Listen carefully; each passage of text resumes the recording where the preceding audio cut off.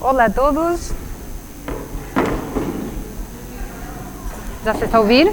Ouve-se agora? Sim? Tu? Ouve-se agora? Então vá, bom dia, bem-vindo a todos, bem-vindo a este evento, um evento organizado pelo projeto europeu de cooperação Live Adapt. É uma iniciativa que tem vindo a ser acarinhada também pelo Centro de Competência e Pastoreio Extensivo, uma entidade que foi criada entre a ACOS, a Cooperativa Agrícola do Guadiana, e a DPM, e que hoje conta com diversas entidades ao longo do país para trabalhar naquilo que é a preocupação da pecuária extensiva e a sua manutenção. Portanto, este evento de hoje é um evento que vem dar continuidade a uma abordagem que o projeto tem vindo a promover, que é trazer os chefes, portanto, quem acaba por ser muitas vezes um embaixador daquilo que são os produtos da pecuária extensiva, e os produtores, numa conversa distendida, que é o que vamos ter hoje, e que o que pretendemos é, de fato, perceber quais são os constrangimentos e quais poderiam vir a ser as potenciais soluções para que os produtos da pecuária extensiva sejam cada dia mais valorizados e melhor pagos e posicionados também. Portanto, vou dar a palavra agora à minha colega Bárbara. Bárbara vai apresentar-vos aqui o que tem vindo a ser o trabalho até a data com estes dois chefes que se exponeram desde o princípio a trabalhar conosco neste desafio que é valorizar então os produtos da pecuária. Bárbara. Obrigada. Ok, vou precisar de som no meu microfone. Ok, então, bom dia a todos, outra vez, uma vez mais, muito obrigada por estarem aqui e muito obrigada ao José Júlio e ao Leopoldo de Calhau por estarem já, desde há algumas horas, a preparar aquilo que vai ser a nossa degustação daqui a umas horas. Mas, antes de degustarmos, vamos ter que ouvir um bocadinho e ficar a conhecer o que é que temos feito para valorizar a carne de pastoreio extensivo. Então, dentro deste projeto, que é o Live Adapt, que a Maria apresentou, o projeto tinha duas valências. Por um lado, ajudar produtores como o João Madeira e o Nuno Canatário, que virão ao palco daqui a pouco, ajudá-los a implementar ferramentas de gestão dos solos, do pastoreio, que permitam uma melhor adaptação às alterações climáticas. E, por outro lado, tínhamos uma parte de promover o pastoreio extensivo e de valorizar o seu produto.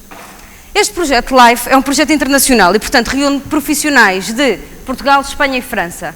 E se nós compararmos Portugal com os outros países, infelizmente nós estamos ainda um bocadinho aquém de conseguirmos valorizar a carne de pastoreio extensivo.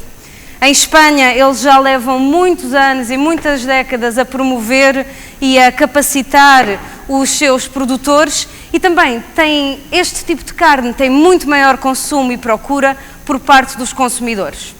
Bom, em Portugal, infelizmente, a carne de pasto ainda não é reconhecida como deveria ser.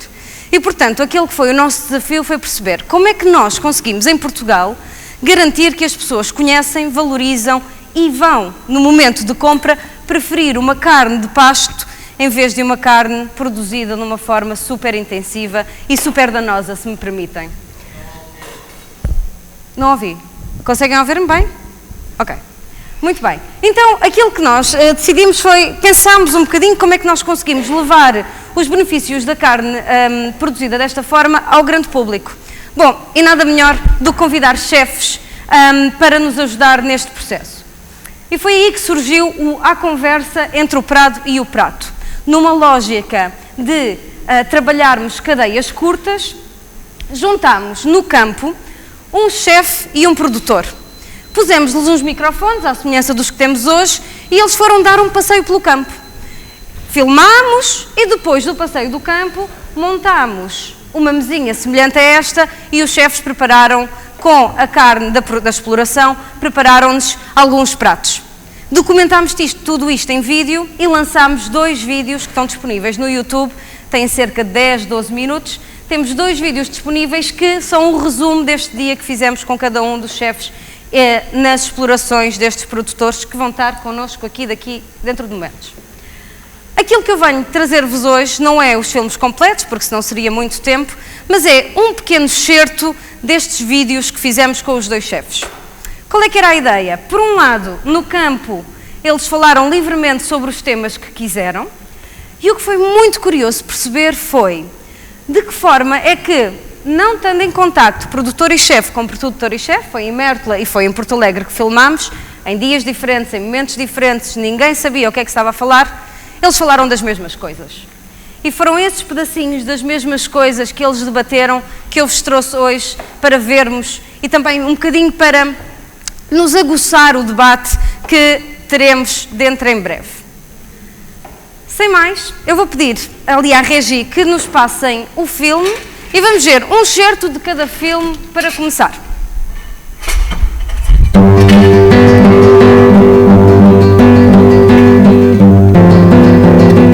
Preparado com piso de coentros e alho. Sim. E faz maçãs. Ok. Tipo uma timor. Sim. E os miolos é fricassé. Portanto, aqui temos o início do filme que foi filmado em Mértola com o João Madeira e com o Leopoldo Calhau.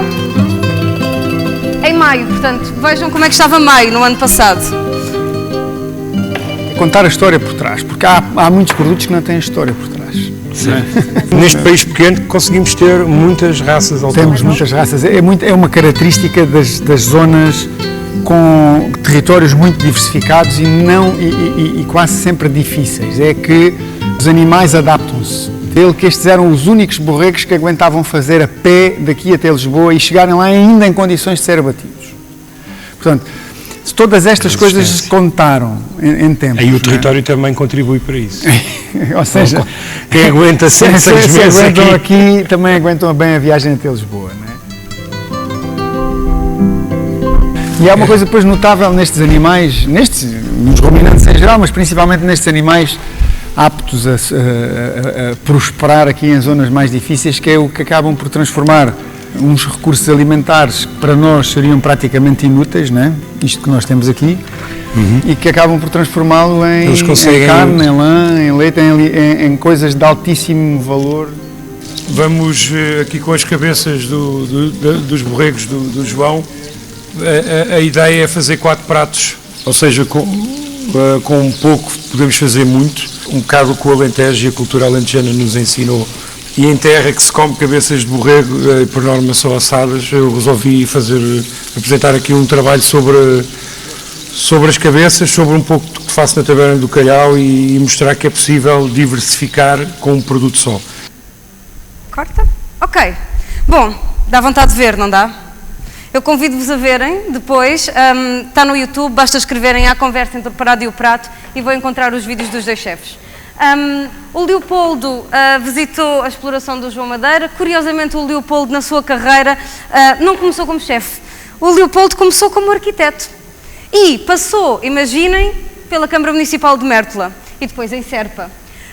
E é muito engraçado que, quase uma década depois, desistir da arquitetura e dedicar-se a uma coisa que chamava mais forte, que era a cozinha, claro. Leopoldo, obrigada.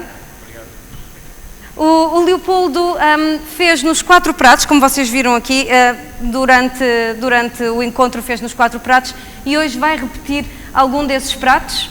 Leopoldo, queres-nos explicar um bocadinho o que é que vais fazer? Sim, boa tarde, antes de mais.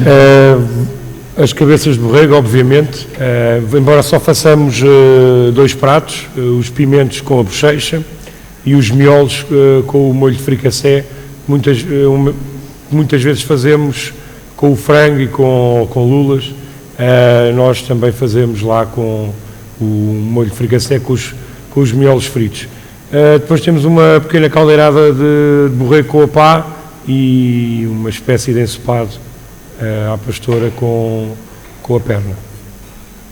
Isto significa que tem que ficar para o almoço, não é? Muito bem, obrigada. Quando o Leopoldo disse lá, o Leopoldo tem um restaurante em Lisboa que se chama Taberna do Calhau e que, obviamente, recomendamos muito que visitem na vossa próxima visita a Lisboa. Obrigada, Leopoldo. Entretanto, vamos continuar a passar mais alguns certos do vídeo, vamos apresentar o José Júlio, aliás, ele apresenta-se no início do vídeo e, portanto, eu vou passar essa parte. E depois, durante os outros 5 minutos, vamos ver alguns certos daquelas partes que eu acho que são mais interessantes discutirmos no debate quando subirem os nossos convidados ao palco. Portanto, eu vou pedir que continuem o vídeo.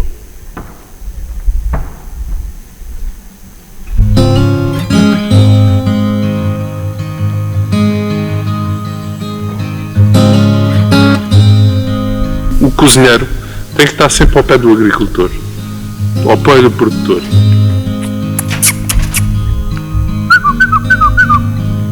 Eu estudei agricultura, estudei engenharia de produção florestal e estudei engenharia de produção agrícola. E não acabei nenhum curso porque gosto mais de cozinhar do que de trabalhar no campo.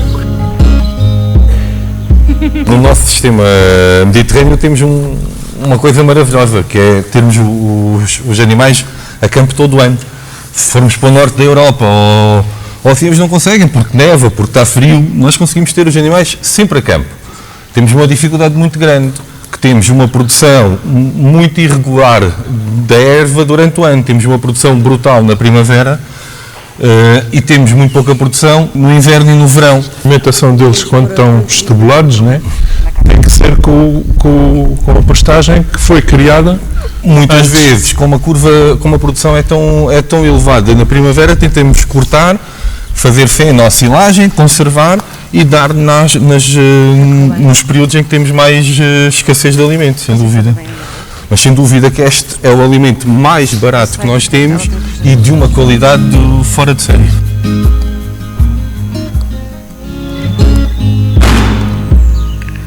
Sejam bem-vindos aqui a este lindo sobreiro que temos aqui como paisagem e como o nosso cenário. Nós temos aqui uma mesa típica de Porto Alegre, temos o pão típico de Porto Alegre, que não é o pão típico alentejano, se calhar derivado à proximidade com Espanha, e temos o enchido que caracteriza, que só se encontra em Porto Alegre. Este enchido é a cachoeira branca e que eu considero ser o foie gras português. Toda a gente os faz, depois só passamos um bocado em azeite e alho e servimos.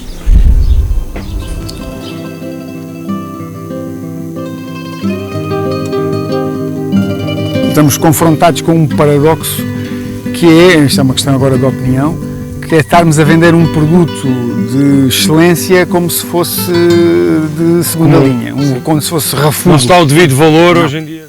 Muitas vezes é difícil nós concorrermos com as grandes estruturas de engorda, as grandes máquinas em que as fábricas de fazer carne. Só que muitas vezes o preço são eles que o põem. Ao passo que aquela coisa da carne muito barata da agricultura intensiva, alguém está a pagar o resto da conta. Pois está. Não é? Sim. O preço não reflete tudo. Sim. Portanto, é aqui nesta articulação que nós temos também Os prós e os contras. E a diferenciação das nossas carnes dos produtos extensivos é muitas vezes difícil de se realizar no mercado. Educar as pessoas no sentido mais vale comer 100 ou 150 gramas de uma carne boa do que enquanto houver frangos a 2,80 €. E o preço porco, e o porco 1,5 €, 1,98 €, que eles gostam, isso é enganar o consumidor, é dar-lhe a sensação de comida farta.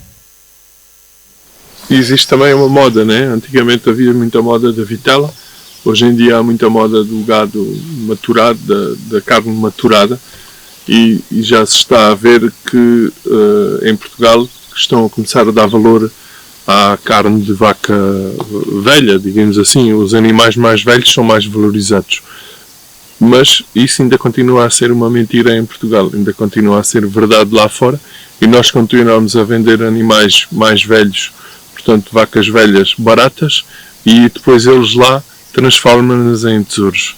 E vê-se, por exemplo, uma carne que sai daqui da exploração um preço inferior do que sai um animal jovem, quando chega lá fora a vazia é vendida a preços que eu vou-vos contar que não existem. Estamos a falar na ordem dos 60, 70, 80 € um quilo de carne com osso. O que nós não podemos é ter uma concorrência quase desregrada de uma produção de alimentos que não tem isto. Este tipo de agricultura, aparentemente, infelizmente, é muito apta a gerar aquilo que se chama os serviços de ecossistema, ou seja, Se não aproveitarmos esta fibra e esta comida toda com estes animais extraordinários que transformam pastagens pobres, fibras de menor qualidade em proteína de altíssima qualidade, isto de vez em quando ardia, não é? Porque isto evoluía para mato e para floresta e tínhamos o flagelo que é o fogo. E por isso, este animal ruminante consegue aproveitar isto, resolver-nos o problema dos fogos e até fazer uma proteína de altíssima qualidade, temos que ver que também é uma mais-valia. Cada um.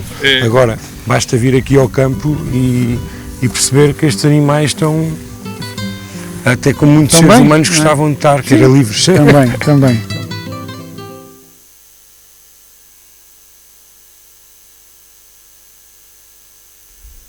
Uma garrafinha de água, se quiseres. Era isso mesmo que precisavas. Muito bem. Espero que tenham gostado. Isto é só um pequeno resumo. E lá está. Houve muitas coisas que os chefes falaram nas 2 visitas e que tocam pontos muito importantes.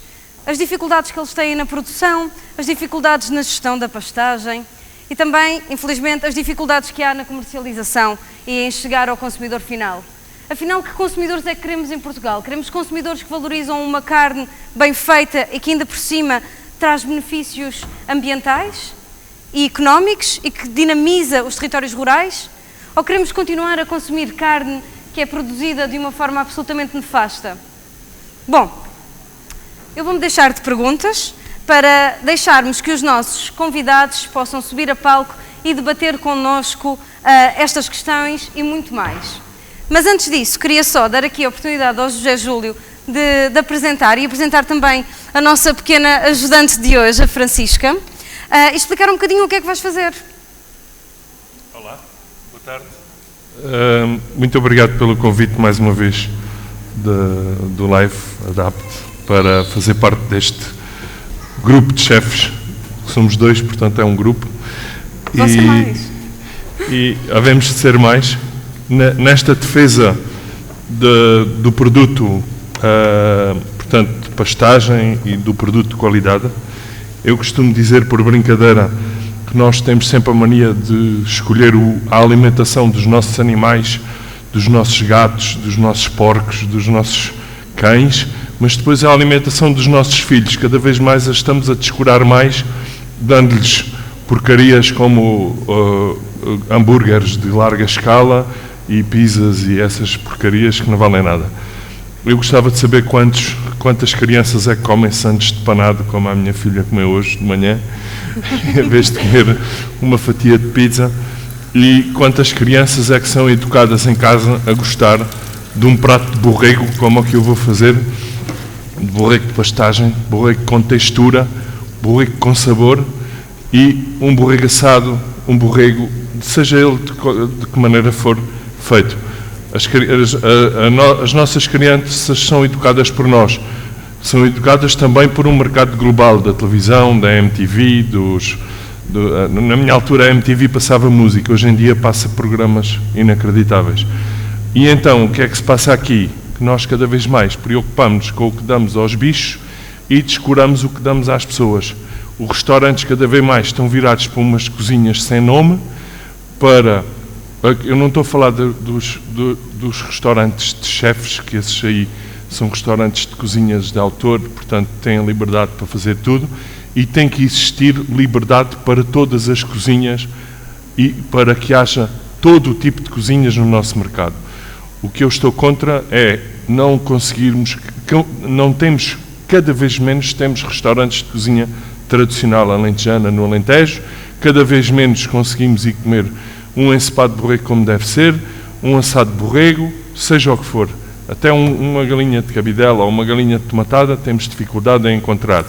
Mas se formos para encontrar uma pizzaria, qualquer porcaria de qualquer aldeia tem uma pizzaria, qualquer aldeia faz kebabs, qualquer aldeia faz cachorros. E um bom ensopado de borrego está cada vez mais difícil de encontrar. Uma carne de porco genuína está cada vez mais difícil de encontrar. Vamos encontrar lá onde? Aqui ao lado. A 20 km daqui temos o paraíso da gastronomia alentejana, que é em Espanha. E eu acho que a gente, quando copia copia sempre de forma errada, então vamos começar a copiar os espanhóis que nos copiaram a nós e os franceses que copiaram a nós e que nós copiámos a eles, e vamos atrás e vamos ver que nós demos a base de cozinha a muito mundo. E neste momento estamos a perder essa base para todo o resto do mundo. Só vos queria deixar este pequeno alerta, que é o que eu sinto na pele, tanto que eu fazia uma cozinha de autor e cada vez mais defendia a cozinha de autor e a minha cozinha, e hoje em dia cada vez mais vou defendendo as tradições. E as tradições vêm a par com quem? Com os produtores, com este homem, com aquele homem, e esses homens que estão no campo e que sentem na pele o que é estar 6 meses a criar um borrego enquanto os outros demoram 3 meses, e depois chegam ao fim e vem o produto deles diminuído no mercado, porque não é chewy, como dizem os americanos, não é chewy, não é comestível, não é macio, não é puré, porque as pessoas hoje em dia também têm essa moda que só comem o que não lhes dá resistência à dentadura, e qualquer dia os dentistas vão ter outro problema, que vão ter que começar a pôr pacas de ferro para as pessoas conseguirem mastigar o pão, porque é tudo puré e a carne é toda macia. Não, a carne não é toda macia. A carne tem que ser como esta carne que nós vamos provar hoje, de um borrego novo, mas é um borrego consistente porque andou sempre no pasto. Uma galinha demora 6 meses, 8 meses a ficar uma galinha, e nós comemos galinhas com 1 mês ou com 3 semanas, e continuamos a achar que esse futuro está dentro da nossa casa, e não está. Nós achamos que é uma coisa dos americanos, não é? Meus amigos, cada vez mais em Portugal nós importamos tudo. Nós vemos os celeiros da EPAC aqui em Beja estão vazios, não têm lá um grão de trigo, e outrora tinham. Agora estamos numa crise de cereais. Porquê? Por causa da guerra, infelizmente, Deus queira que acabe em breve, e nós não temos maneira de subsistir. Antes tínhamos, agora não temos, não é? Se calhar já me alonguei um bocadinho mais. Acho que tocaste em pontos muito importantes. O que eu vou fazer é simples, é uma espécie de um ensopado de borrego, aqui com outras coisas que normalmente não se põem no ensopado de borrego, portanto não lhe posso chamar ensopado de borrego. É um borrego bom com umas batatinhas, para vocês desfrutarem. Obrigada, José. Quando fizemos a seleção destes vídeos que vocês viram, tentámos retirar a parte das receitas. Agora, nos filmes que estão originais no YouTube, há várias receitas e eles partilham muitas destas ideias. No vídeo do José, por exemplo, no vídeo do Leopoldo, ele explica porque é que é importante, ou de que forma é que nós podemos preparar a perna de borrego e porque é que a gordura é importante. O José explica como é que se pode ver fisicamente a diferença de uma carne de pasto e uma carne de produção intensiva. Portanto, vale muito a pena espreitar. E depois fala-se de todas estas problemáticas. Agora, sem mais demoras, aquilo que eu ia pedir era chamar a palco a minha colega Maria, novamente, e a Maria vai vos guiar na segunda parte, ou na parte de debate, enquanto o ensopado e os pratos que o Leopoldo estão a preparar, enquanto eles estão a ser preparados, nós vamos ter em palco 5, 6 pessoas muito especiais, que a Maria vai já apresentar, mas antes disso eu queria só dizer uma última palavra, que é: estes borregos que vocês vão comer hoje não só são produzidos localmente, em Mértola, vêm da propriedade do João Madeira, que também subirá a palco, como são de uma raça autóctone, raça campaniça. Portanto, espero que gostem e até breve. Maria. Então, peço para virem aqui para o palco Alfredo, Eliana, Nuno, João, Miguel, não estou.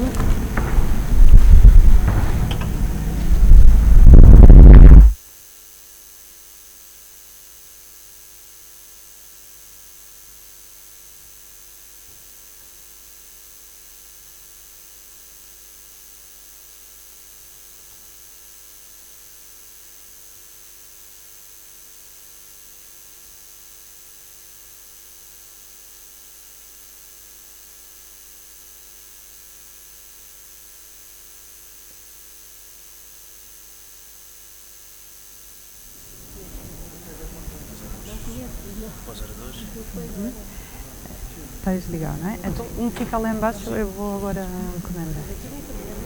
Estão confortáveis? Podem afastar, mexer, como entenderem, subir. Ok, então vamos dar passo a esta segunda parte. Eu pedia que os microfones também do nosso chefe ficassem ligados para eles, cada vez que tiverem vontade de intervir, puderem e conseguirem intervir, o façam à vontade. Vai ficar também um microfone aí embaixo, com a minha colega Bárbara. Quem quiser intervir, comentar alguma coisa, sejam por favor à vontade. Se este passo fosse mais pequenino, estávamos aqui todos, a ideia é criar uma situação muito confortável em que estamos todos num espaço de partilha, ok? Este microfone é para vocês. Eu vou deixar aqui o Miguel e estejam à vontade também para o pedir. Eu vou fazendo algumas perguntas no início, mas pronto, não tem nenhuma estrutura muito definida. Portanto, vou primeiro apresentar-vos, só para termos uma ideia. Temos aqui ao Nuno Canatário, portanto, é licenciado em Engenharia Zootécnica, pós-graduado em Sistemas de Produção da Agricultura Mediterrânea, é produtor de bovinos e ovinos em modo extensivo desde 2002, no Coto das Veledas, em Porto Alegre.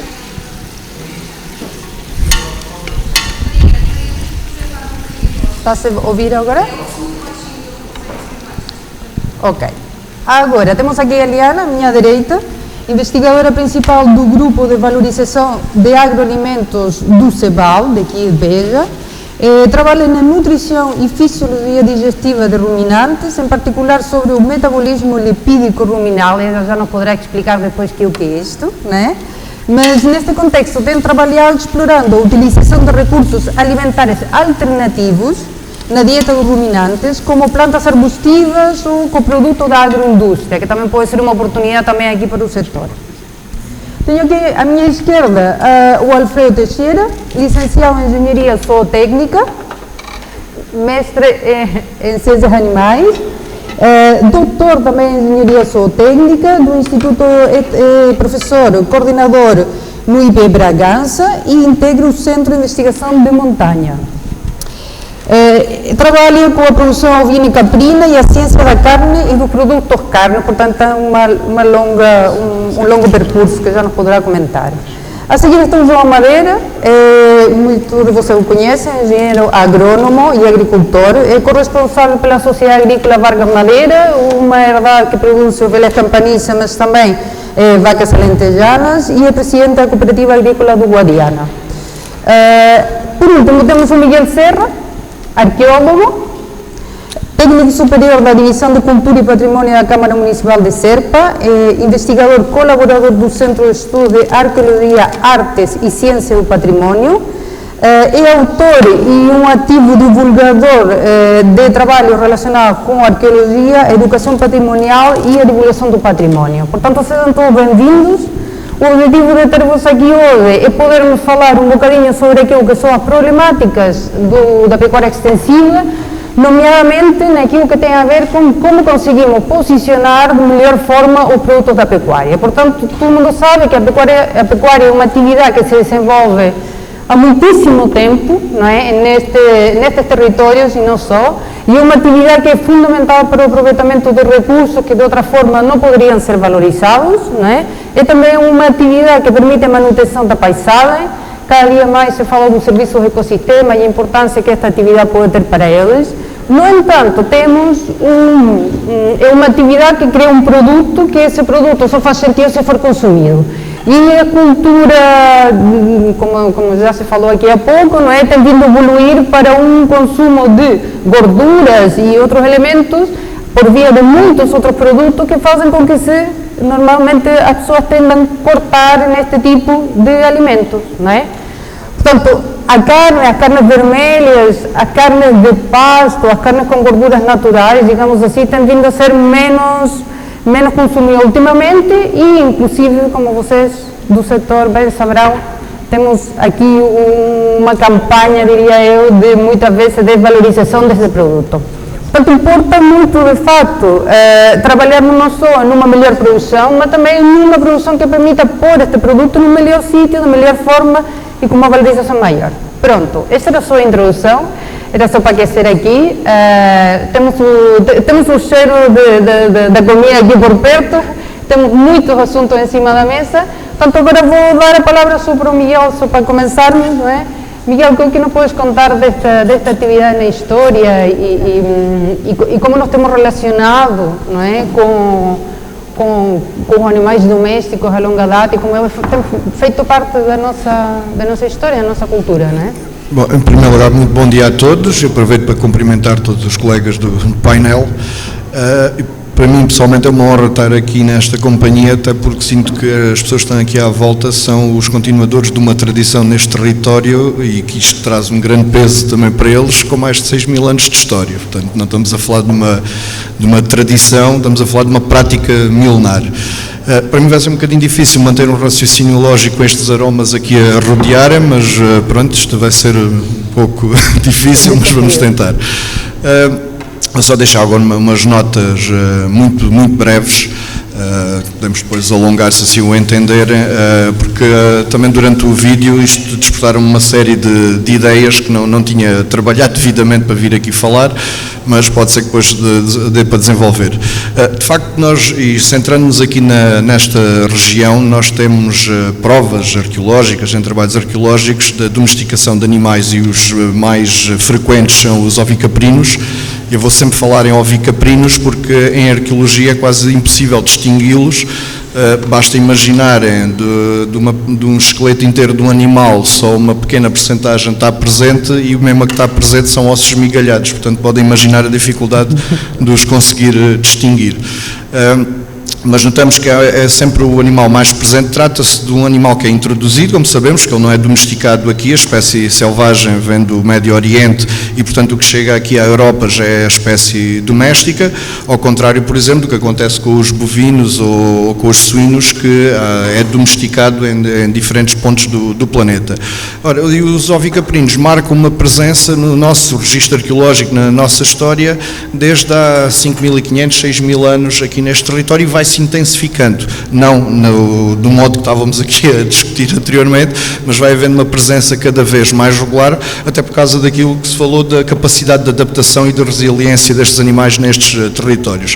Eu, em concreto, estudo uma época passada há 3.000 anos, sensivelmente, num projeto de investigação aqui no Concelho de Beja, na aldeia de Monbeja, que é um momento já de afirmação destas sociedades agropasteris, onde vemos perfeitamente uma grande percentagem de ovicaprinos no registro arqueológico, com várias nuances que conseguimos dali distinguir através do estudo dos ossos, desde a forma como poderiam ser consumidos, pode haver provas até de serem animais que são cozidos, portanto, para os ensopados ou assados, há momentos em que há mais presença de umas evidências do que de outras, as idades de abate que nos dizem para que é que estes animais estão a ser criados, uma presença bastante regular de animais mais velhos, mais adultos, portanto, tem a ver com um outro momento da nossa pré-história muito importante, que é a revolução dos produtos secundários e da forma como estas comunidades humanas aprenderam a aproveitar o máximo dos animais, não só pela carne, como é óbvio, mas também por aquilo que se chama os produtos secundários, em primeiro lugar, e no caso dos ovinos, a lã, para os têxteis, mas também muito importante, porque é uma autêntica revolução também na nossa própria biologia, com o desaparecimento de certas intolerâncias, que é o leite e os derivados, com o queijo, os iogurtes e as manteigas, e por isso muitos destes animais são mantidos, também, claro, também há os animais jovens são batidos para consumo, mas portanto há uma variedade de utilizações, mesmo na morte o animal continua a ser utilizado, a pele, os ossos para fazer desde ferramentas a instrumentos, enfim, é um mundo e que mesmo com as devidas distâncias não é muito diferente daquilo que nós vemos na utilização destes animais, o seu aproveitamento, diria, quase total. A história também pode nos ajudar a uma certa promoção destas atividades e, mais uma vez, vou buscar aqui um exemplo também dos nossos vizinhos do lado, que desenvolvem um projeto extraordinário que é o Arqueogastronomia, onde fazem um pouco aquilo que estão a fazer aqui. O arqueólogo, o historiador, dão as evidências do conhecimento que há sobre os animais, até as receitas, quando estamos a falar de períodos já com escrito, onde até temos receitas, E os chefes não fazem uma recriação, não é isso que se pretende, não temos todos os dados para poder fazer uma recriação da gastronomia antiga, mas sim para fazer aquilo que fazem melhor, que é ser criativos e reinterpretar a alimentação, a história da alimentação com os dados de que dispomos. Muito obrigado. Isto me leva a pensar, portanto, nesse território, todos conhecemos um bocadinho aquilo que tem vindo a ser o trabalho, como o próprio gado, a própria atividade tem vindo a forjar o território e a criar e a moldar, não é? E como elas têm vindo, como a própria cultura tem vindo a evoluir a um ritmo paralelo, não é?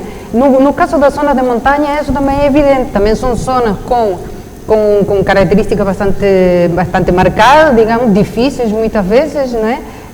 Como é na vossa região e como tem vindo a evoluir também esta atividade e esta preocupação?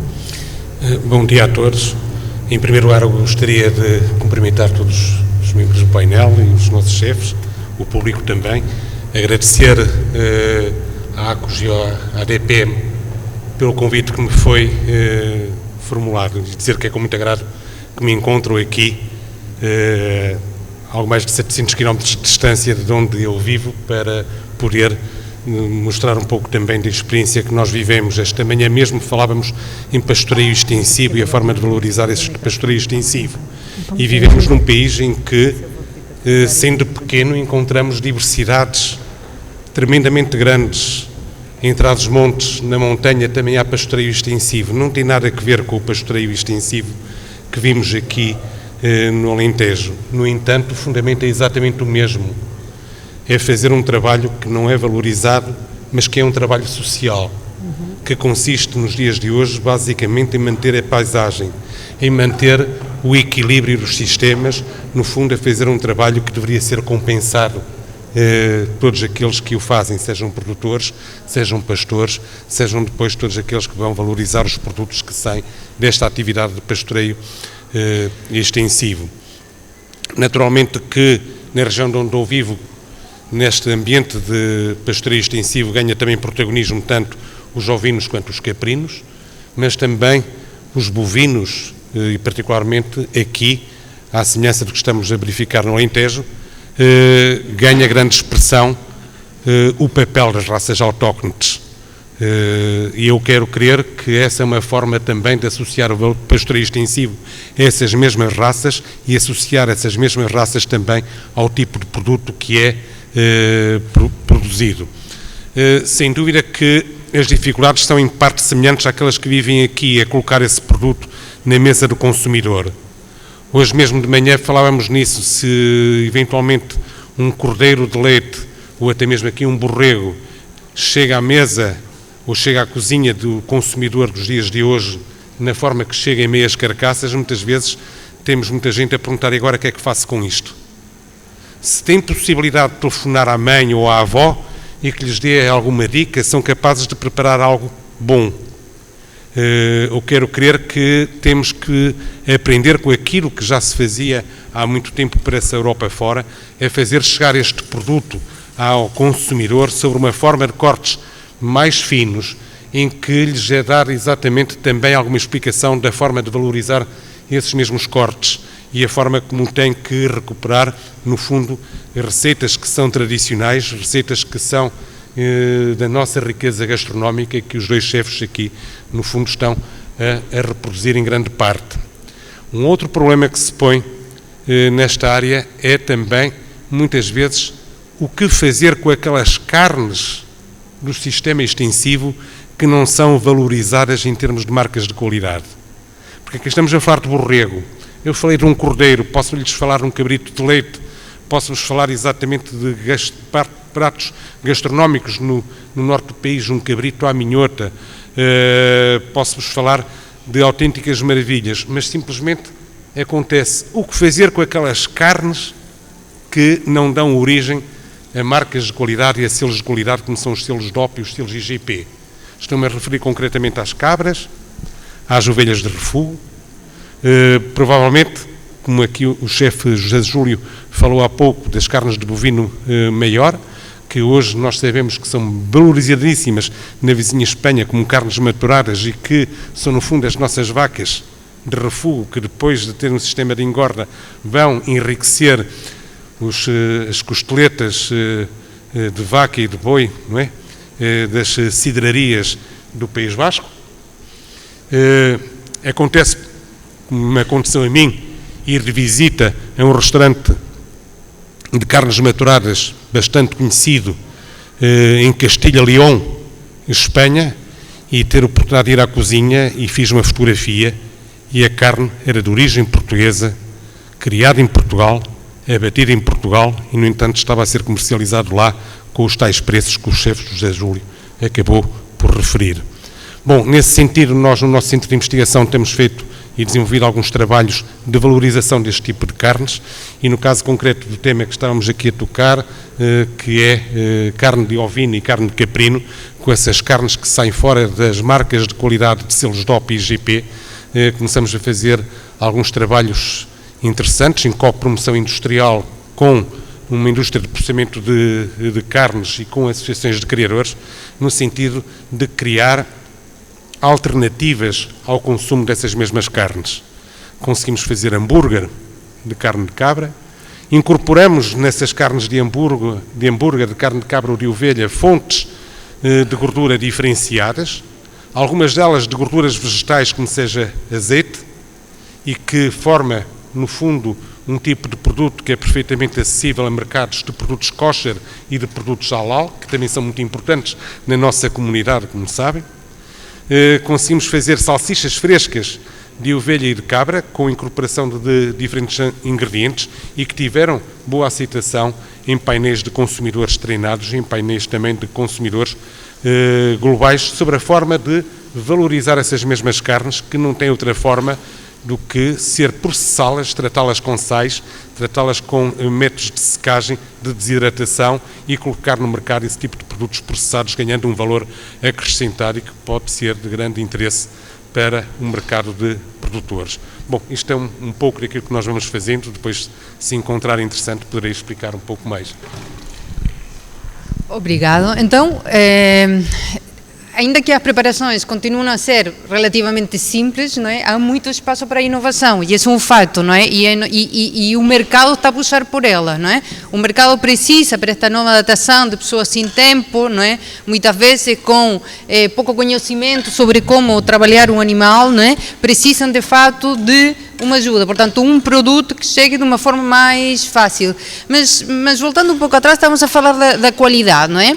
A qualidade é um conceito que cada dia se fala mais e a qualidade está muito associada a rótulos de qualidade, mas quando falamos de qualidade, Nuno, que para um agricultor isto diz, não é? Bom, qualidade. Antes que tudo, agradecer o convite e cumprimentar todos os presentes. Qualidade é uma definição muito abstrata, quanto a mim. O que eu gosto pode não gostar outra pessoa. Era uma pergunta que eu não estava nada preparado para responder. Mas, acima de tudo, acredito que, independentemente das raças, é o sistema. Eu acho que aqui o que está é o sistema. E, sem dúvida, o impacto ambiental, o que produzimos, é algo de qualidade. O sabor já é discutível, se é melhor, mais gordo, menos gordo. A raça é discutível. Agora, o nosso sistema é tão bem, como vimos nas imagens, os animais estão de bem com o ambiente. Eu vinha na estrada de Porto Alegre para Beja e vimos que os bovinos, os ovinos que ali pastavam, o impacto ambiental é mínimo. Vimos o sol verde, vimos o céu limpo. E acho que isto faz parte da qualidade que nós tentamos meter no nosso produto. O que é a qualidade? Eu tento adaptar-me à realidade e tentamos fazer engordas de animais num período em que temos mais disponibilidade de alimento. Nesta altura da primavera, fim da primavera, setembro, outubro, nós não conseguimos manter uma produção de qualidade durante todo o ano. É difícil. Fazer contratos com algumas empresas que querem X animais por mês é impensável para nós. Temos sim estes chefes, estas situações que nos podem valorizar o que temos de maior qualidade. Mas aí vamos ter com outro problema. Como é que eu consigo? O Zé Júlio no outro dia ligou-me e dizia que precisava de um borrego. E eu era de todo, estamos na primavera, temos os borregos gordos com 30, 35 quilos, um animal já com alguma consistência. Eu não posso vender o borrego ao Zé Júlio. Eu não tenho nenhum matador que me faça isso.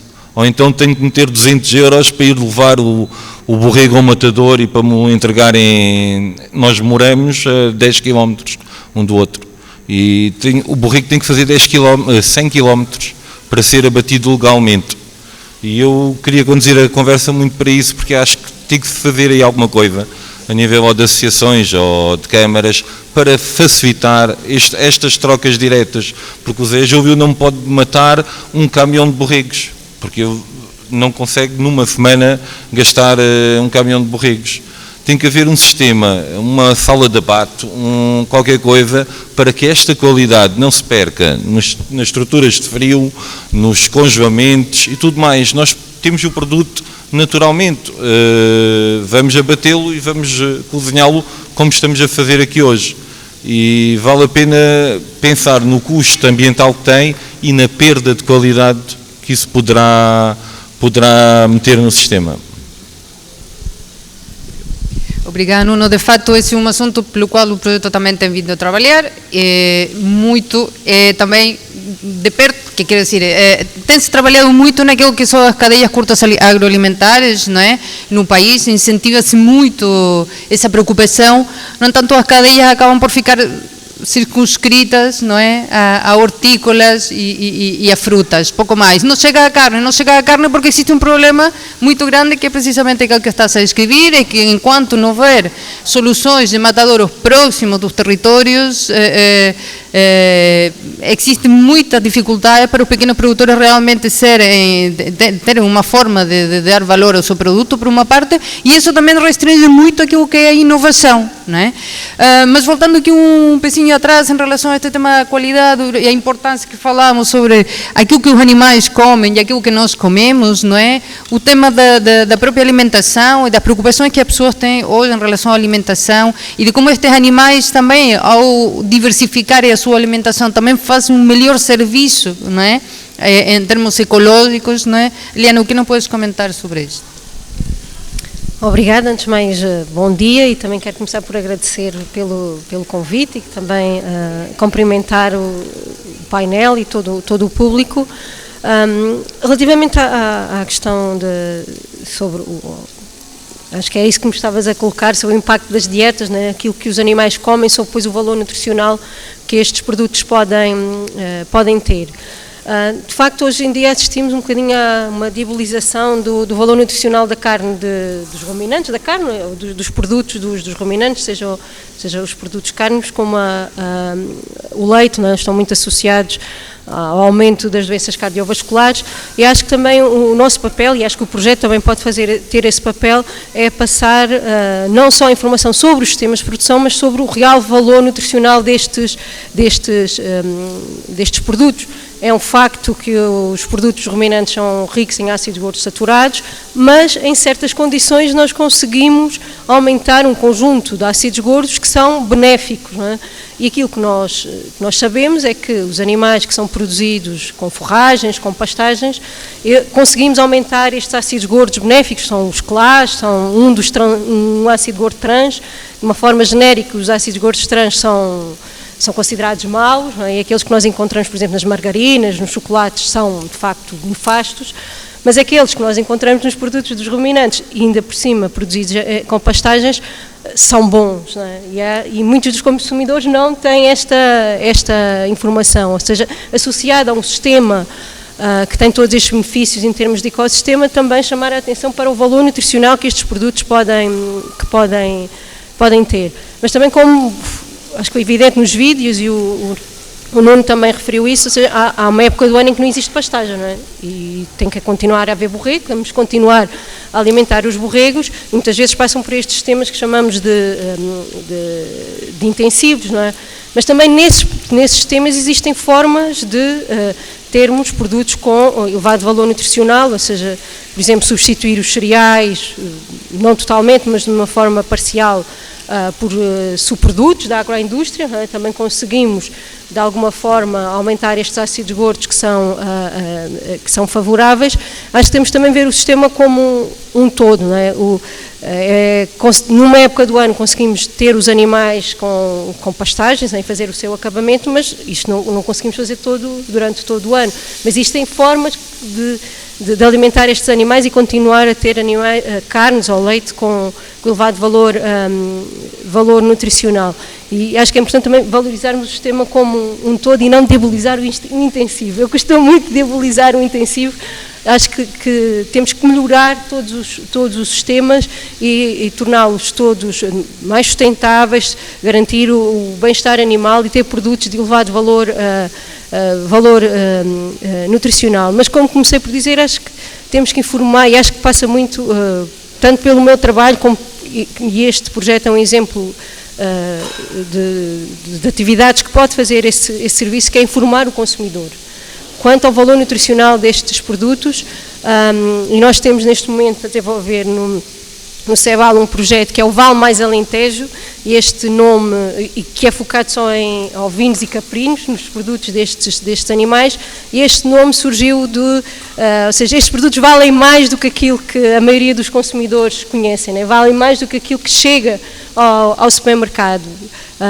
E a base e o nome foi isso, né? E aquilo que nós temos tentado fazer é primeiro conhecer os produtos destes animais, seja os produtos lácteos como a carne, e caracterizá-los, né? E também promover estratégias nutricionais que podem ser aplicadas tanto para aqueles que têm sistemas mais intensivos, mas como por aqueles que utilizam sistemas mais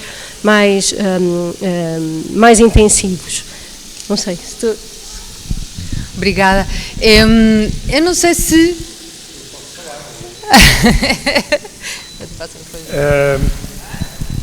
Eu vou falar como alguém que vive em Lisboa, mas que desde criança veio para o Alentejo.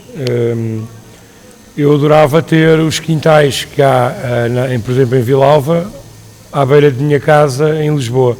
Adorava que este processo, e falei isso com o João Madeira quando viemos a Mértola, que é os borregos dele terem que ir para Sozel e depois perderem-se no mundo e ninguém saber nunca mais que eram do João. Acho isso super vergonhoso. Adorava poder comprar diretamente, que esses circuitos fossem diretamente para o consumidor. Hoje começa a haver interesse, não só nos restaurantes e alguns cozinheiros, mas em pessoas que dão valor a isso, tiveram essa cultura e acordaram um pouco para a vida a tempo e horas. Infelizmente ainda é um nicho, mas as pessoas, quando é bom, dizem uau. Mas depois, se acompanhassem o processo todo desde o início, seria muito importante.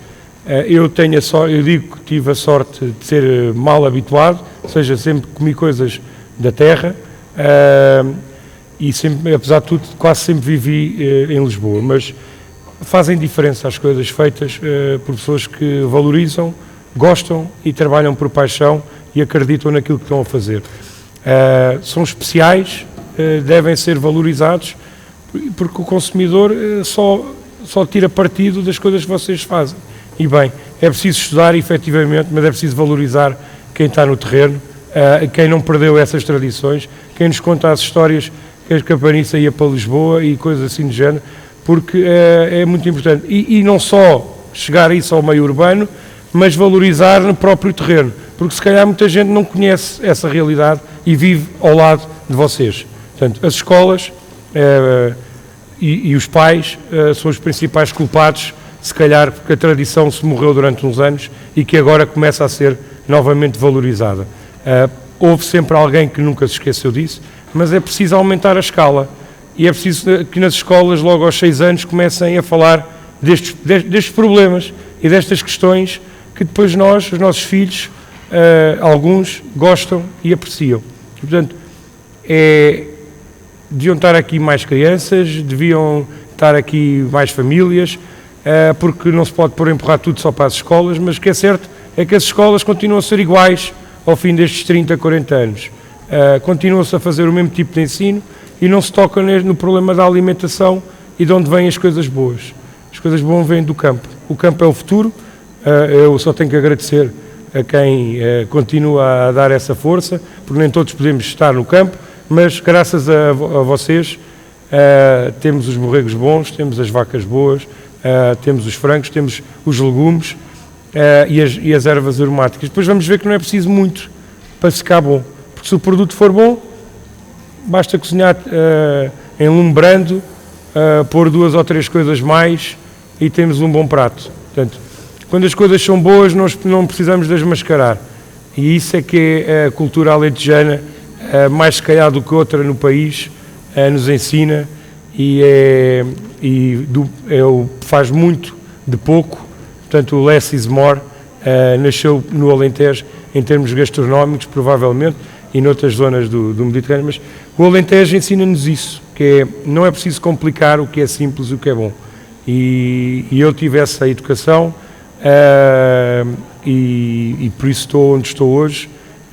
Comecei na arquitetura e hoje, pronto, tal como o Zé Júlio, também gosto de comer, gosto de beber e vim parar aqui se calhar por isso. Muito obrigado. Esteja à vontade para ir servindo e temos aqui ajuda para se fizer falta pôr alguma coisa aí na mesa, está bem? João, isto parece ser uma tradição que sempre houve, e se calhar há quem pensa que porque sempre houve pecuária e sempre houve domesticação é uma coisa que é fácil, né? Se calhar vale a pena partilhar um bocadinho aquilo que é a experiência da produção, não é? Ainda mais num contexto de alterações climáticas, não é? Obrigado. Enfim, cumprimentar toda a gente que aqui está. Isto é mais ou menos fala do que quiseres, não é? Que é a parte boa.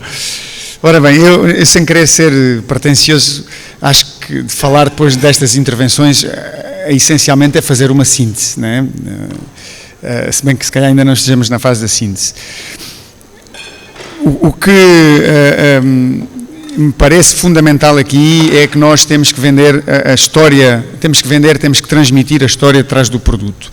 E começávamos aqui pela dimensão histórico-arqueológica, que é o facto de nós, por coincidência, trabalharmos com uma raça autóctone. A raça autóctone quanto a mim, é a expressão de uma característica muito marcada da nossa espécie, do Homo sapiens. É uma elevadíssima criatividade. E, portanto, as raças, a campaniça, a merina, a alentejana, a mortelenga, nascem de uma leitura que as pessoas que cá andaram há muitos anos fizeram dos animais, dos recursos que tinham, dos animais, do território e das suas próprias necessidades.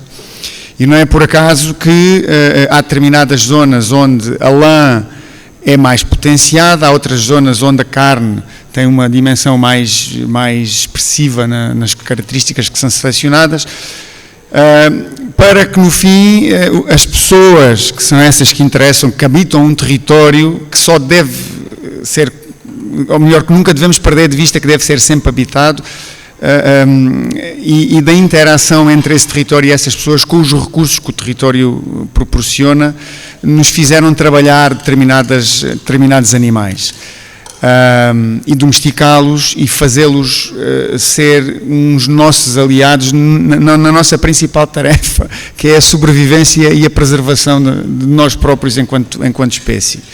Portanto, essa história do homem e dos animais e do território deve ser sempre transmitida. A pecuária extensiva, penso que no nosso país todo, beneficia, embora, como o Canatário disse, a questão da raça não tenha que ser mandatória, como se diz agora, mas nós podemos tirar partido de uma grande sinergia que existe entre os territórios onde a nossa única alternativa é a produção extensiva e os recursos genéticos que foram moldados ao longo de gerações e de eras até por quem cá andou. Porque, na verdade, o que nós conseguimos com esses animais é um intermediário, e foi uma questão que foi abordada aqui nos 2 filmes que fizemos, até por coincidência por nós os dois, que é, nós temos uma tarefa, entre outras, mas uma tarefa fundamental, que é alimentar uma humanidade, e uma humanidade em crescimento relativamente acelerado. Falou-se aqui nesta feira que em 2050 seremos algures entre 9 e 10 mil milhões de almas à superfície da Terra. a viver de uma superfície agrícola que não vai aumentar muito. E, portanto, nós temos que aproveitar bem toda a superfície que temos disponível para alimentar as pessoas. Na faixa grande, que se calhar ocupa mais ou menos 85% do nosso território, que vai desde o sul ao norte pelo interior, poucas zonas regam e poucas zonas têm aptidão para produzir alimentos diretamente consumíveis por humanos. E, portanto, o que nós precisamos é de um intermediário que nos transforme alimentos que nós não conseguimos digerir, nomeadamente alimentos ricos em fibra, em alimentos de alto valor para nós. Carne, leite e a boleia, pele, lã e companhia. E esses intermediários são os ruminantes, a que se junta ao porco, no nosso caso concreto do Alentejo, o porco alentejano, na valorização de um dos produtos do montado, que é a bolota. Portanto, essa nossa missão de alimentar uma humanidade tem que ser feita sempre, também sem perder de vista que os agricultores, os donos dos animais, os pastores, no fim do mês precisam de ter dinheiro para comer.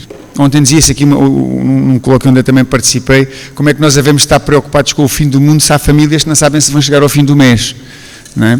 E, portanto, em todo isto que foi dito, houve aqui uma dimensão que me parece que deve ser valorizada, que é associada a tudo isto, ao respeito pelo território, ao uso dos recursos genéticos, da moldagem que se fez dos recursos genéticos. Nós somos criadores de riqueza, antes de mais. Nós somos produtores e como tal, somos criadores de riqueza. E os animais são a nossa grande forma de criar riqueza no interior não regado do país, que é a maior parte do nosso território. E, portanto, é esta conjugação do homem, do animal e da terra que andamos a pisar que nos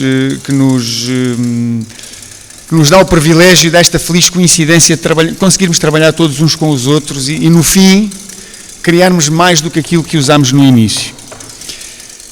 Por outro lado, acho que há também aqui uma questão que todos nós, enquanto produtores, investigadores e consumidores desse lado, embora desse lado também haja muitos produtores, que é a questão dos conceitos.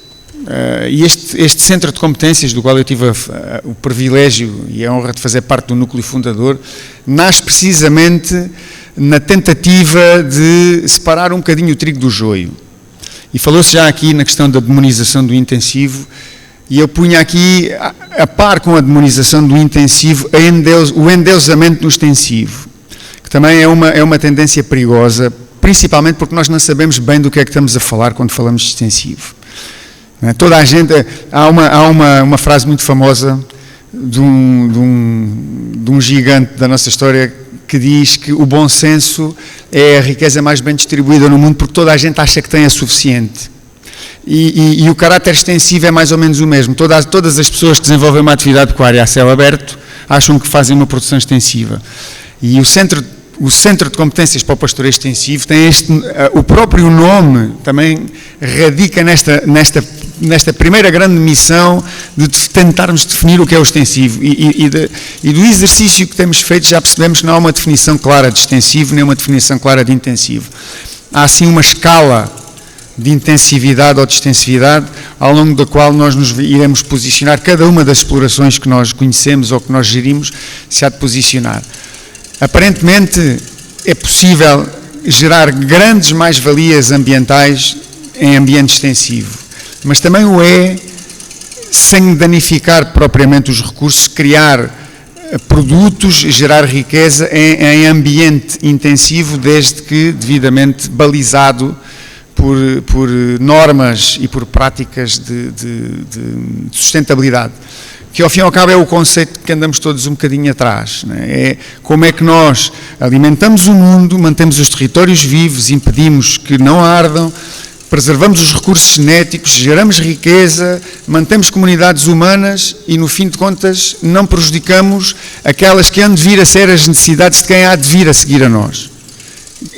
E esta formulação é importante, porque não são as necessidades que nós conhecemos, podem ser outras. E, portanto, nós temos que ter uma dupla cautela quando andamos por aqui, não só, porque não devemos pensar que quem vem a seguir a nós tem as mesmas necessidades que nós temos, pode ter outras. Veja-se agora, de um momento para o outro, o mundo mudou. não é? Uma pandemia e a seguir uma guerra às portas dentro da Europa. E isso pode levantar toda uma nova família de problemas. Portanto, eu, enfim, não trouxe para aqui nada de novo, mas acho que fizemos aqui uma boa volta à roda da mesa de uma série de problemas que, ao fim e ao cabo, são para dar uma nota otimista, há a solução, e a solução é nós estarmos aqui um conjunto de pessoas a debater, e a seguir vamos comer coisas que foram produzidas de uma forma que achamos todos, à luz do que sabemos hoje em dia, que é a forma correta de fazer. Portanto, olha, Maria, não sei se ajudaste. Muito bem, vamos continuando. José Júlio, não sei se queres comentar-nos alguma coisa, eu também não queria que a comida arrefecesse, que isso é muito ainda mal. Ainda não está pronta, portanto, ainda não está a arrefecer. Então, conta-nos só da tua experiência. No meu percurso académico, eu estudei agricultura, aqui com o meu grande amigo Vasco Abreu, e era relativamente ao Vasco que eu queria falar, que é outra parte importante dos produtores, que é realmente as pastagens. E a evolução a nível das pastagens, e o Vasco está aqui que não me deixa se calhar mentir ou acha um disparate aquilo que eu vou dizer, é que se nós somos o que comemos, os animais também são o que comem e têm o seu terroir e têm o seu habitat. Por isso é que o queijo da Serra da Estrela sabe a queijo da Serra da Estrela, e por isso é que o borrego, este borrego que nós estamos a provar agora, que eu provei agora, tem outro sabor distinto do borrego do Norte Alentejo, e portanto acho que era uma boa altura para nós também começarmos a fazer distinção entre produtos.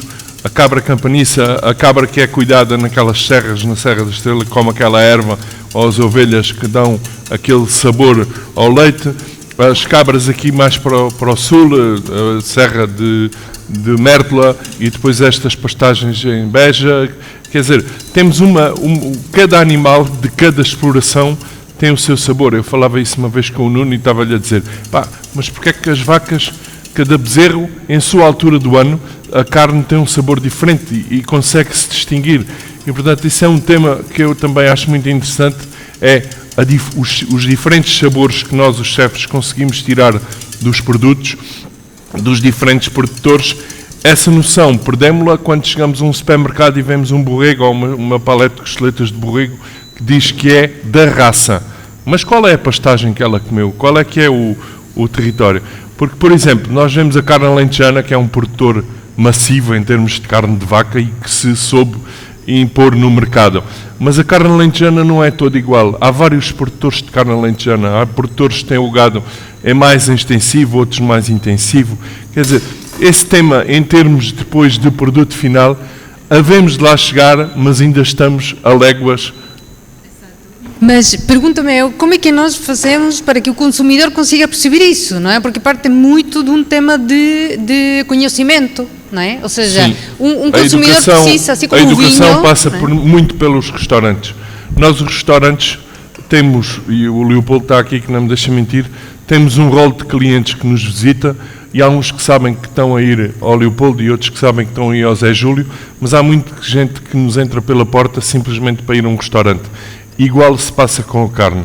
Há muita gente que diz, eu não gosto de borrego, sem nunca ter provado borrego na vida.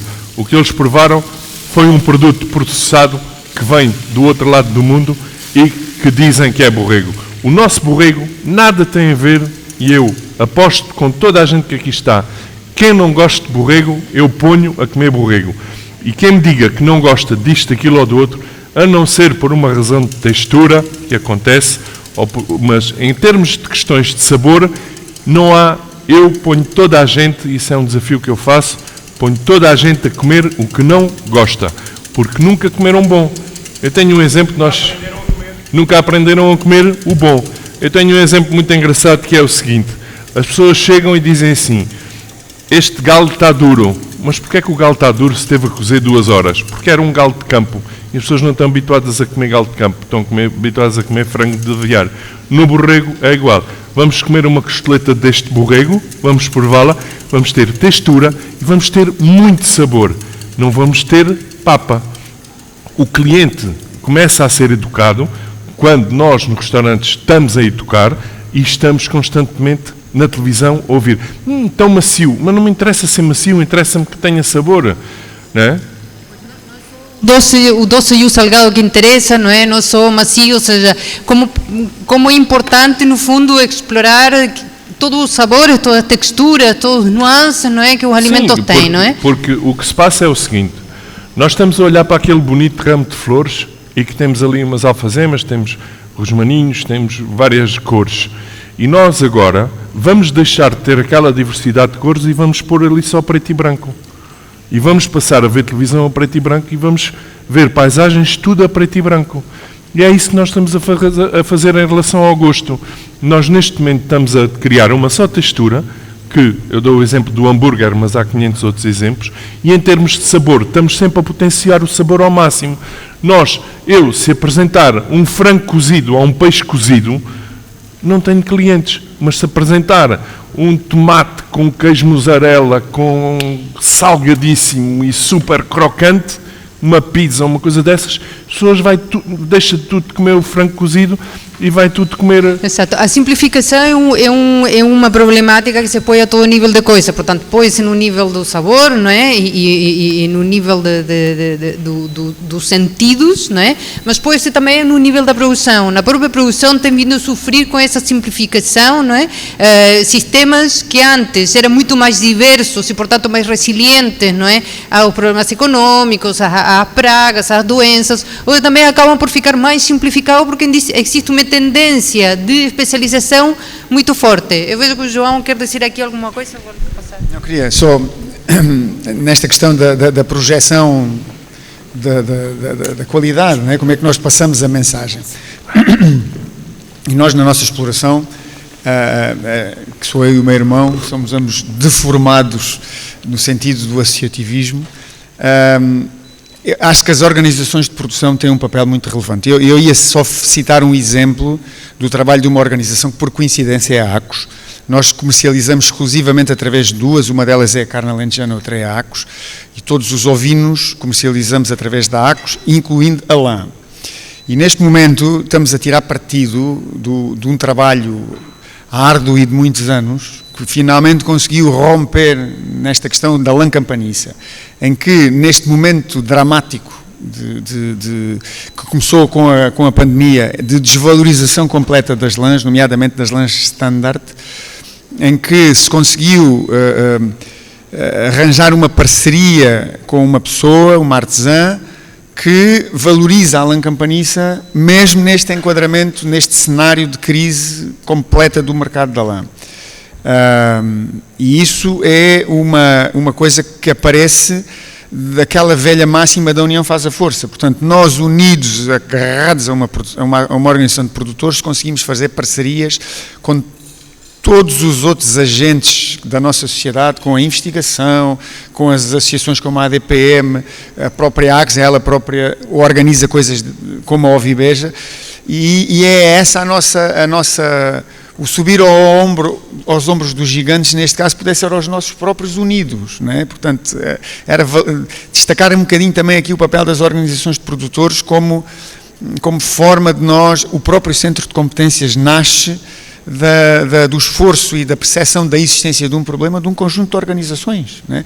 Da academia, do desenvolvimento local, dos produtores. Portanto, e temos que incluir nessa equação os consumidores, que também estão organizados em associações, e que se nós conseguirmos começar a fazer pontes que se fazem nestas coisas, não é? Porque não há nada, quer o José Júlio, quer o Leopoldo temos falado, é o bom que os produtos são, o bom que são, a forma como são produzidos, e nós temos que, mais do que dizer, temos que se calhar trazer as pessoas aqui, venham cá ver.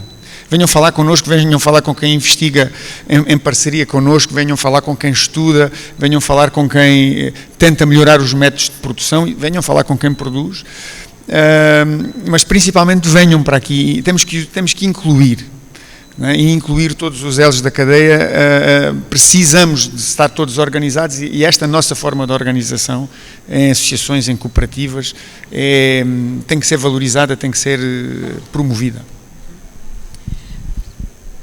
Não, só queria dar duas achegas, uma relativamente àquilo que o chefe referiu, não é? Por exemplo, o exemplo da carne alentejana, não é? No caso da carne de bovino já há algumas já conseguimos ir ao supermercado e comprar carne alentejana, carne dos Açores, carne Angus. No caso do borrego, não existe essa associação a raças, não é? A maior parte da produção nacional é vendida em carcaças inteiras, metades, quartos.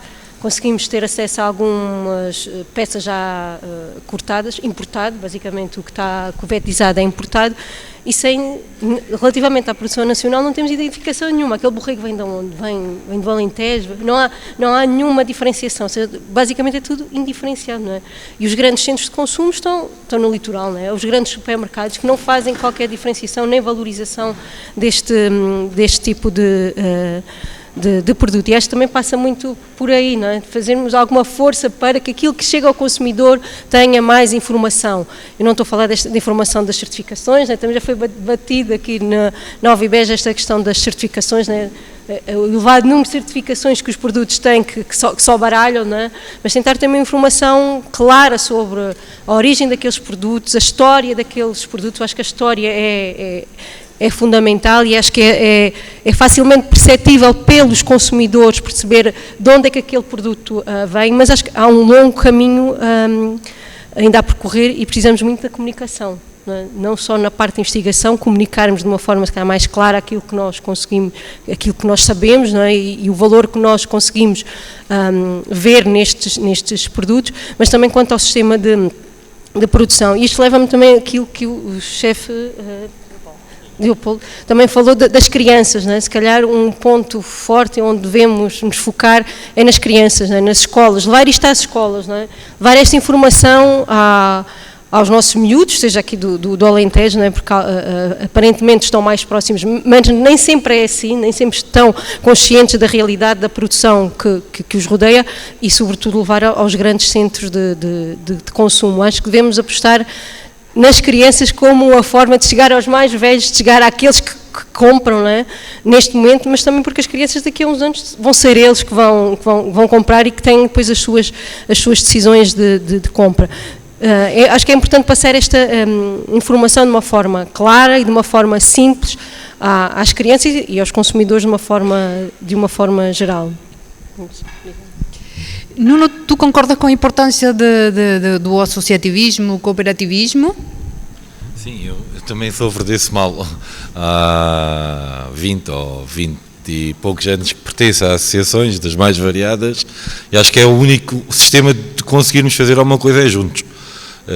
Porque uma produção, por grande que seja, estamos a falar de 4, 5 animais por semana, um produtor sozinho, e por isso tem que ser juntos é que conseguimos mostrar o produto, a diferenciação do nosso produto, junto é que conseguimos fazer investimentos em comunicação, fazer todo o trabalho que tem que estar antes. Concordo muito com o que disse sobre muitas vezes estamos em Porto Alegre, numa cidade rural, e as pessoas estão completamente longe e fora da realidade da produção. Isso é uma realidade que nós às vezes comparamos com as grandes cidades, mas não, em Porto Alegre há pessoas que não sabem como se produz uma galinha, como se produz um... Sim, imagino que seja semelhante.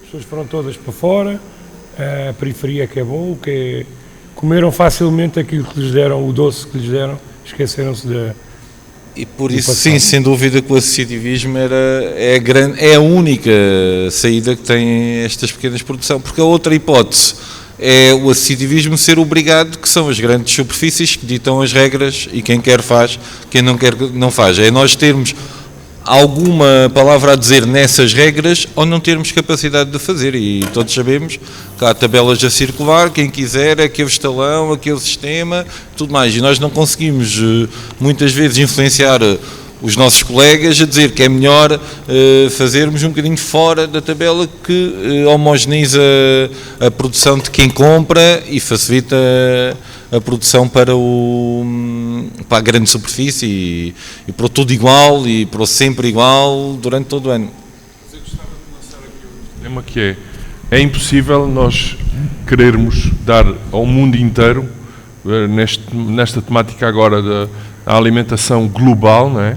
E quando nós pensamos na alimentação global, vêm os veganos a dizer que é impossível dar carne a toda a gente e a alimentação, mas a alimentação mudou muito desde que eu era criança.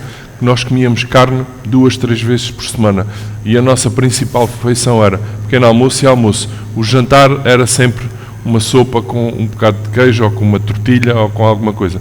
Hoje em dia, globalmente, come-se carne ao pequeno almoço, ao lanche e ao jantar. Comemos carne demais. Estes produtos que nós estamos aqui a falar não são para toda a gente. Nós somos uns privilegiados a nível mundial em conseguirmos comer esses produtos. Vamos publicitá-lo de forma consistente e de forma a que tenhamos noção de que nós, se tivéssemos que comer aquilo que a maior parte das pessoas comem no mundo, eu preferia ser vegetariano. E se tiver que se comer de aviário, aí então, meus amigos, de certeza que seria vegetariano. Os vegetarianos também só comem vegetais de aviário. Portanto, nós também temos essa sorte, ao vivermos no campo, nós comemos vegetais que não têm um processamento de aviário. Nós falamos sempre da carne de aviário, mas os vegetais também vêm de aviários.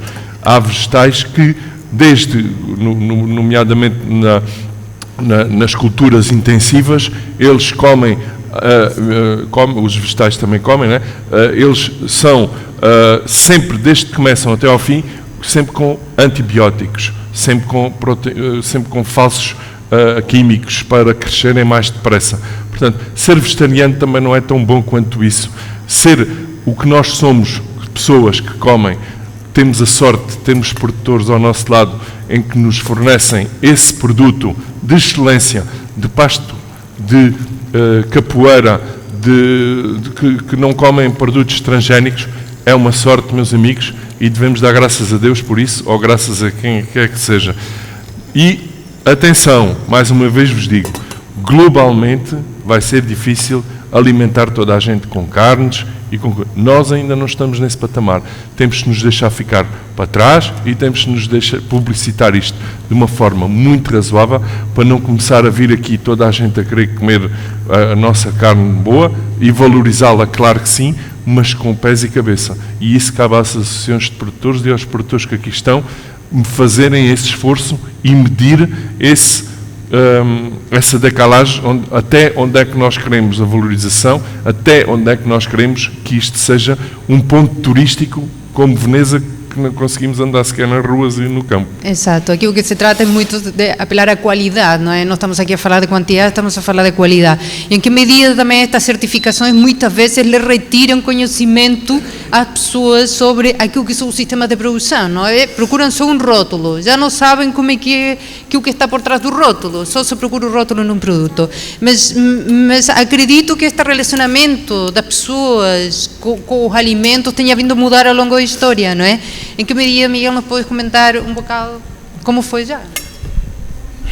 Era exatamente isso que eu me estava aqui a lembrar depois de ouvir o chefe Júlio, as alterações dos hábitos alimentares ao longo da história e a forma como também a nossa visão a partir de hoje é muitas vezes errada e condicionada. Vou só pegar aqui em algumas curiosidades, como por exemplo algo que está aí muito na moda atualmente, que é as dietas paleolíticas. Bom, se quiserem recuar ao paleolítico para saber como é que seria mesmo uma dieta, a carne a maior parte das vezes não era sequer, era comida crua ou podre, depois dos restantes predadores tirarem o seu quinhão, portanto o homem era o último na cadeia a ir comer, e estamos a falar de comunidades humanas que andavam a experimentar coisas pela primeira vez, portanto até adivinharem que aquela baga vermelha os ia matar, alguém teria que morrer. Portanto, quando falamos destas dietas, sei que faz sobretudo a questão de não serem os alimentos processados, mas a dieta do paleolítico não tem obviamente nada a ver com aquilo que haveria na época. Mesmo a ilusão que temos desses períodos dos grandes caçadores pré-históricos, meio a brincar, digo que aquilo, o mamute só se comia por alturas da Páscoa, uma vez por ano, não se comia todos os dias. O mamute ou qualquer outro animal de grande porte eram difíceis de caçar, morria gente a fazê-lo e não justificava muitas vezes o investimento. portanto, a alimentação era sobretudo baseada na recoleção, nas recolhas, nas raízes e não propriamente, nos cogumelos também, como a Maria gosta muito deste tema, e não propriamente na carne e na caça, que era mais ocasional e era um complemento, e vemos isso mesmo depois, a partir do momento em que passamos a ter sociedades produtoras mais fixas à terra. A caça, não falámos muito ainda, não era o tema, mas a caça é sempre uma atividade complementar que vai perdendo importância à medida que estas sociedades agropastoristas se vão afirmando e vão dependendo menos dos caprichos da natureza, que estão sempre bastante condicionados ainda hoje, como é óbvio, mas não tanto como não tendo a sua própria produção ali à mão de semear, por assim dizer. Outra ilusão que temos, avançando um bocadinho mais no tempo, na época romana, o fausto da alimentação romana, os grandes banquetes, aquela opulência e diversidade, o exotismo, é Hollywood que nos vende isso, nada mais errado mais uma vez. Aí falamos de um período para o qual temos desde tratados agrícolas, livros de receitas, um grande livro de receitas que nos dá a ideia do que seria a alimentação em Roma, mas a alimentação das elites, não a alimentação comum. Curiosamente é baseada no frugalismo e na alimentação sobretudo com base nos vegetais. A carne, o peixe são para consumo excepcional no banquete, e tudo isto porque um gastrónomo resolveu fazer, a dada altura, um texto a criticar o consumo da carne e do peixe e a opulência dos banquetes imperiais, e que generalizou-se o corte neste tipo de alimentos, e a sociedade romana, a partir de certa altura, optou muito pelo frugalismo. Para a maior parte da sociedade havia as papas e pouco mais, portanto houve coisas que nunca mudaram ao longo do tempo. Ainda em relação aos romanos, e aqui puxando mais uma vez para a nossa região, também um outro mito errado, que é da criação da exploração em latifúndio e intensiva a partir da época romana, que é uma visão errada. Esse é um processo muito mais tardio, mas se olharmos para aquilo que são as grandes transformações que de facto se operam na época romana, deixa-se de ter uma economia só de subsistência e passa a haver verdadeiramente uma economia rural, que é baseada nas grandes quintas senhoriais, mas mesmo essas grandes quintas optavam pela diversidade. Nenhuma delas subsistia com monocultura, por exemplo. A base era sobretudo o cereal, aqui em concreto na região dos bares de Beja, por exemplo, mas nem só, era sempre a opção maior, era o cereal, mas sempre com importantes complementos da olivicultura e da vinha, e encontramos sempre também o processo de transformação, os lagares, e até da armazenagem e por vezes até de exportação para outros mercados, não é só para consumo da própria quinta, que estamos a falar de quintas como os grandes montes alentejanos de antigamente, com 70, 80 famílias, mas também para abastecer os mercados. Mas essas grandes quintas nos seus terrenos tinham bosque, tinham recursos agro-silvopastoris, tinham os gados, tinham as pastagens, porque era impensável pensar na sobrevivência e duração desta economia romana ao longo de 500, 600 anos se não tivesse optado por esta diversidade sempre. Esta diversidade de paisagem também sempre fez parte, não é? Nas zonas de montanha também ela é sempre muito característica, não é? E também esse aproveitamento desse recurso, mas também a diversidade no próprio aproveitamento do animal, não é? Que isso também se tem vindo a perder. Em que medida isso também nos aporta a nós, não é? Conseguirmos consumir mais parte do animal, não é? Uma melhor valorização com diferente processamento, em diferentes alturas do ano, essa riqueza toda, esse conhecimento todo que está por trás. Sim, é verdade, mas antes eu gostaria só de fazer dois comentários. Um é o seguinte, era com relação que foi aqui discutido acerca do associativismo e da educação. E eu creio que as crianças precisam de ser trazidas exatamente para um ambiente de boa alimentação saudável, serem educadas nesse sentido, mas, por exemplo, no caso do associativismo, eu gostaria de trazer aqui uma experiência que se vive no norte do país, em que muitas vezes não há o compromisso dos próprios agricultores com as cooperativas de comercialização. Eu conheço variedíssimos casos no Nordeste transmontano, em que cabritos que seriam comercializados com a marca de cabrito serrano posta pela cooperativa Âncoras, ou cordeiros que seriam classificados como cordeiros de leite de churro da terra quente. Muitas vezes a falta de compromisso dos próprios agricultores com o sistema cooperativo faz que nos meses de novembro até março, abril, não respeitem esses compromissos e entreguem os seus animais no primeiro tratante de animais que lhes aparece à porta e que lhe dá alguns euros mais pelo produto que leva. E podem querer e ter firme certeza que se muitas vezes vão por Castilha León e algum restaurante lhes põe lechaço de Castilha, provavelmente até com um selo de qualidade da DOP, estão a comer um cordeiro que foi produzido nas terras quentes de Trás-os-Montes, ou um cabrito que foi produzido nas serras de Trás-os-Montes. Eu quero crer que a educação muitas vezes fala-se, mas é preciso incluir toda a gente neste sistema num compromisso, portanto, de fazer as coisas bem feitas e respeitarem exatamente também as entidades de organização. A outra questão é a questão do consumo. Que estamos a comer carne demais. É verdade, mas é também um mito, que é preciso perguntar quem é que está a comer carne demais. Muito provavelmente, para terem uma ideia, um consumidor australiano consome 115 a 120 quilos de carne de pessoa ano. Sabem quanto é que se consome de carne de cordeiro em Portugal? Não deve chegar aos 3 quilos de pessoa ano. Não chega aos 3 quilos de pessoa ano.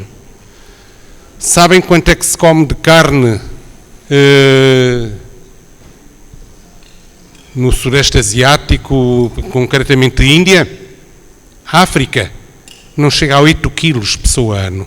E muito provavelmente, quando estamos a falar que a população vai aumentar a nível mundial e que vamos ter que alimentar toda essa população, temos que ter a consciência de que provavelmente há muita gente a comer carne de mais, mas existem muito mais pessoas a comer carne de menos e que provavelmente é preciso começar também a pensar nessa situação. Com relação à diversidade de consumo, que era por aí que eu peço desculpa por ter desviado a comunicação nesse sentido, o que eu quero crer é o seguinte, é que eu tive o privilégio de estar aqui e ver os dois chefes trabalhar, e é evidente que isto é uma questão que não é fácil.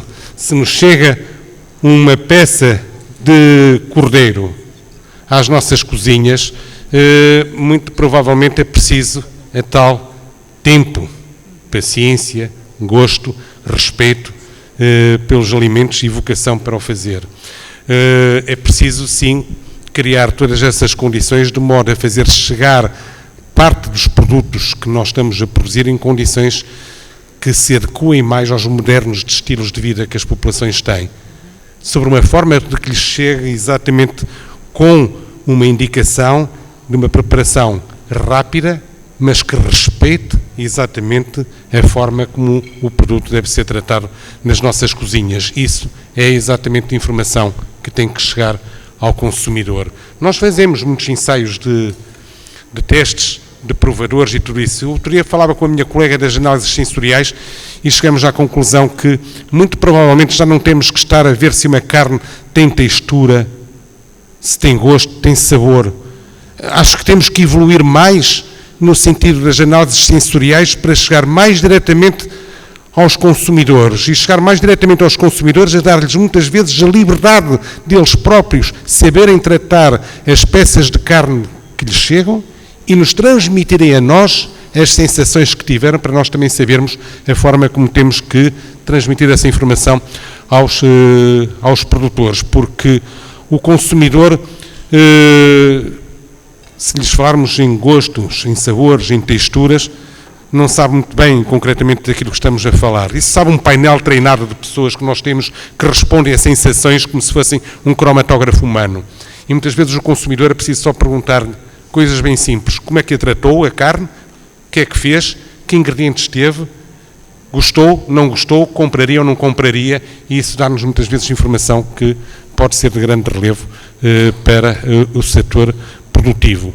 Neste sentido, o que é que significa? Significa que provavelmente nós, investigadores, em associação com produtores, associação também com as unidades de transformação e de processamento das carnes, temos que trabalhar mais em conjunto, incluindo aí, sim, a grande fatia que são os consumidores. Não diabolizando, que estou de acordo, sistemas de produção, respeitando sistemas de produção, respeitando culturas diferentes. Eu gostaria só de terminar que julgo que neste momento, em termos de consumo de carne, aquilo que nos faz falta a todos é algo que começa a ser escasso nos tempos que correm, que é a tolerância. Eu há pouco tempo visitei um parque de esculturas de um escultor basco, Eduardo Chihida, bastante massacrado pela política, não vou agora aqui adiantar porquê, e chamou-me a atenção uma escultura que estava no parque e fui ver e a escultura era exatamente uma homenagem à tolerância. Essa tolerância tem que ser trazida também para nós e particularmente também na alimentação e na carne, principalmente, não criando propriamente essas expressões de respeito, essencialmente. Eu não tenho nada contra os veganos, não tenho nada contra os vegetarianos, mas não tenho rigorosamente nada com aqueles que são produtores de carne, que são consumidores de carne, e creio que aí sim temos que nos respeitar todos. Muito obrigado, Alfredo. Eu queria perguntar aqui só se já estamos na altura de tirar as tampas às panelas ou não. Já podemos provar. Já podemos, porque estamos aqui algumas estruturadas, exato. É melhor passar à prática. Já está?